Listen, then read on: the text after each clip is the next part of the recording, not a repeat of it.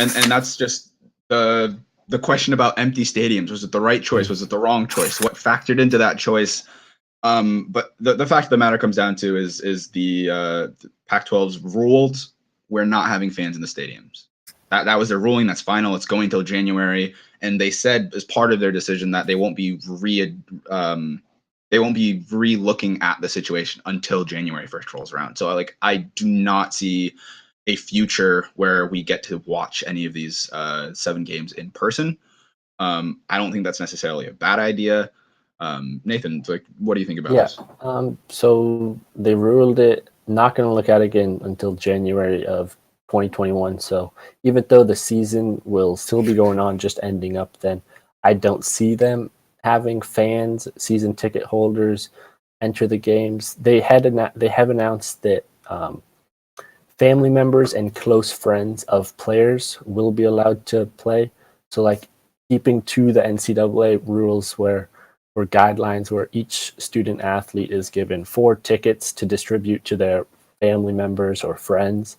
They'll keep doing that. So that's 4 people for each member of the team. And I looked at it, counted the roster, and there was about 110 players on UW's roster. That's about 440 family members max at the stadium. And I look at it like, if you can put 440 family members, I think you could safely put fans and season ticket holders into the games. Looking at the UW Stadium, not any other schools, they could decide something else. But UW Stadium has a 70,000 capacity. So the 440 family members is 0.6% of the stadium capacity. I mean, it's a huge open area. It's not a dome. It's an open stadium. I'm not saying put 25,000 people in it like Texas A&M did at their stadium, which is about 25% capacity for them. I'm saying I think the Huskies could safely start off slow, 1,000 fans at the first game. That's 1,000 fans capacity of 70,000. That's a minuscule amount. I feel they could easily be socially distanced from other people not in their group, and fans make an impact at these games. Fans fuel the energy of these players. All these guys have said who have played in these empty stadiums, it's really different. The Florida coach, after they lost to Texas A&M, said that the 25,000 fans had a huge impact on his team. So we know that fans make a difference. Fans bring the energy. Just having a small amount of fans, I think, could benefit the team. And I think it could safely be done. I mean, other colleges are doing it. The NFL is slowly starting to transition. I looked at it this upcoming week for the NFL. 7 of the 14 games will have fans. So it's slow transition, but if they really wanted fans, I think they could really put fans in there. I just think that they're going to play it safe. That's my thinking. I hope they play it safe. I mean, the only real stat I pulled out for this entire segment was a list of schools, a list of things that have happened already with the opposite of good fans. Just use a lot stronger and slightly more inappropriate word there. I mean, the SMU game, I talked about it earlier. Fans got kicked out before halftime. There was a Utah high school game. Fans got kicked out for not following protocols. The IUL League threatened to ban fans from attendance and possibly going so far as to cancel games because fans weren't listening to health guidelines. Clemson fans have been shown on TV not following COVID guidelines. And then it goes further than that, especially if you're starting to let fans back in. I mean, there are genuine, legitimate business owners and restaurants who have signs up in states around the Pac-12 that say if you wear a mask, you cannot come inside. Yes, you heard that. It was not if you're not wearing a mask, you can't come inside.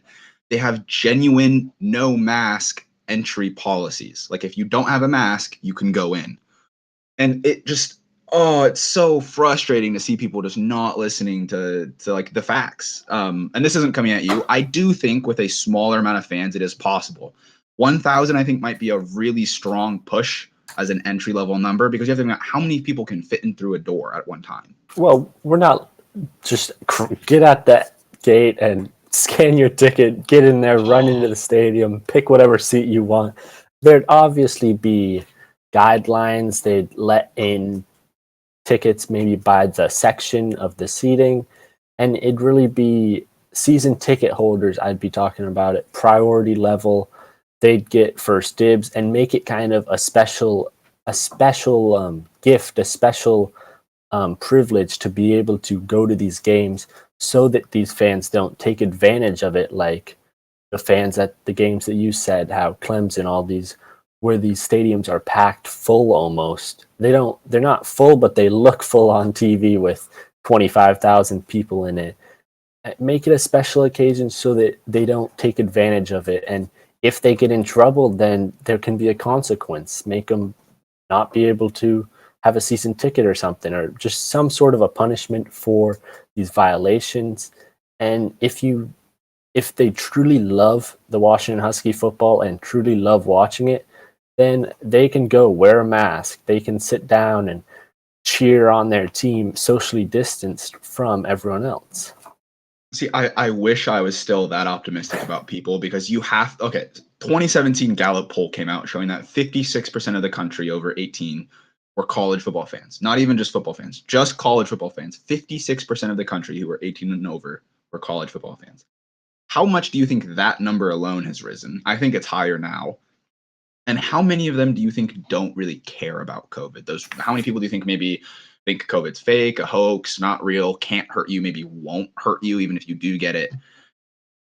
And then it's just you're genuinely just throwing it up in the air, and you're saying, how much can we trust our fans? I'm not saying that Husky fans are the worst in the nation. I'm not saying they're the best in the nation. I'm not saying all of them are going to break the rules if they're allowed, and I'm not saying none of them are going to break the rules if they come in.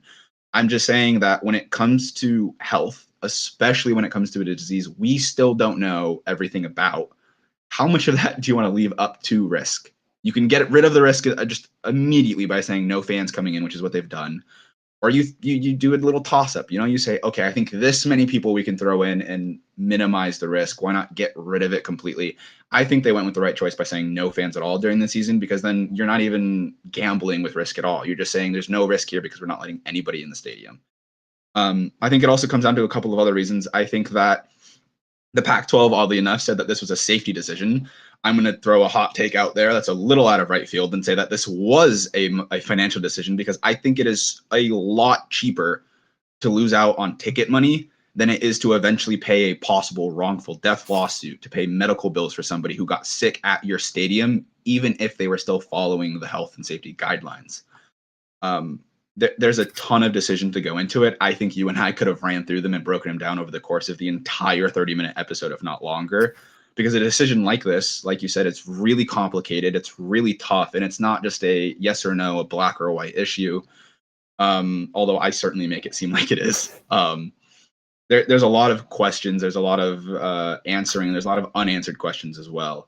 I do think that with some responsibility, like you said, having smaller numbers of fans slowly trickle their way in is possible. I mean, you see it at stores, you see it at other events where they're having staggered entries, so only X amount of people can come in this 15-minute block. I mean, you can have PPE, but then again, on the same side of it, you also have people, you have to have people working there to check these people out, making sure that their temps aren't high, making sure that they're following rules. I mean, then do you have food vendors? Do you not have food vendors? I mean, there's a lot of questions to answer. We certainly didn't answer all of them, but I hope we answered a lot of the important ones. And as I keep rambling on, that about brings our time to an end. Sorry, Nathan.